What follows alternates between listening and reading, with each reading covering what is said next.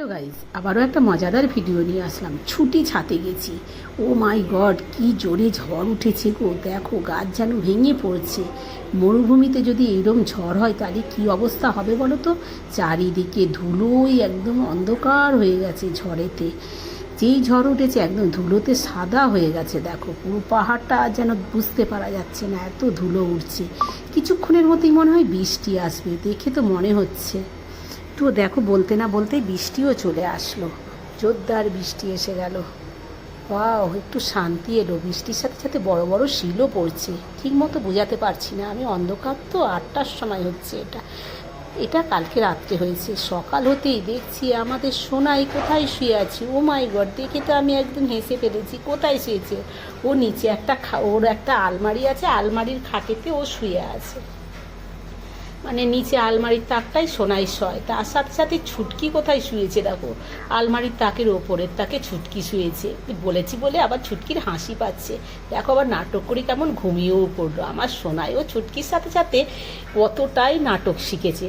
তো সোনাই হামেশাই এমন জায়গাতেই শয়, শীত হোক গ্রীষ্ম বর্ষা, সবসময় সোনাই এই আলমারিটার নিচেটাই শয়। আজ পূর্ণিমা যেহেতু ঘরে একটু পুজো করে নিলাম।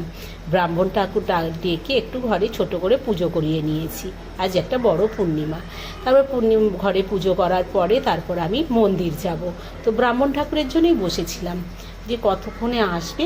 আসার পরে আমি গোপীনাথজি যাব। জানো তো তোমরা, প্রতিদিনই আমি গোপীনাথজি যাই। আজ পূর্ণিমা, যেতেই হবে। গোপীনাথজির জন্যে বেরিয়ে পড়েছি। রাস্তায় ফল দোকান, তো ফল দোকান থেকে একটু ফল নেবো। কেননা আজকাল মন্দিরে না মিষ্টির প্রসাদ দিতে দেয় না ঠাকুরকে, মিষ্টির প্রসাদ দেয় না, ফল ফ্রুট দেয়। তো কি ফল নেবো? অনেক রকমের ফল আছে। তো আমি আম, কলা আর লিচু নিয়ে নেবো। দোকানদারকে বললাম এই ফলগুলো দাও। দোকানদার দিয়ে দিল। আমি গোপীনাথজির ভিতরে ঢুকছি। এমনিতেই গোপীনাথজিতে কত ভিড় জানো তো। আমাদের গোপীনাথজি কত জাগ্রত, দূর দূর থেকে আমাদের গোপীনাথজির কাছে দর্শন করতে আসে। আর আমি সকালবেলা গেছি, তার জন্য একটু ভিড় কম। বেলাতে প্রচুর ভিড় হয়। তো আমি গোপীনাথজির ভেতরে ঢুকছি। আস্তে আস্তে তোমাদেরকে সামনে থেকে আমি দর্শন করানোর চেষ্টা করাবো।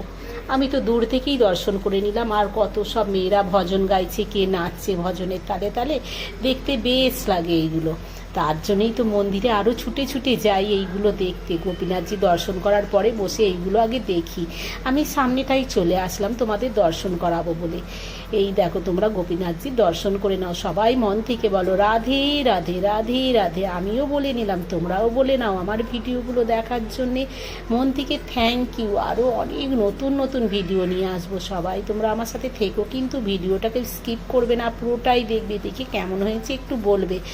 গোপীনাথজির দর্শন করেছো, আমিও করে নিলাম। এইবার বাড়ির দিকে রওনা দেবো। তবুও মন বাঁধছে না, গোপীনাথজিকে দেখলে যেন দেখতেই থাকি। যেন কি ভালো লাগে বলো। তোমাদের কেমন লাগে? ভিডিওটা এখানেই শেষ করলাম।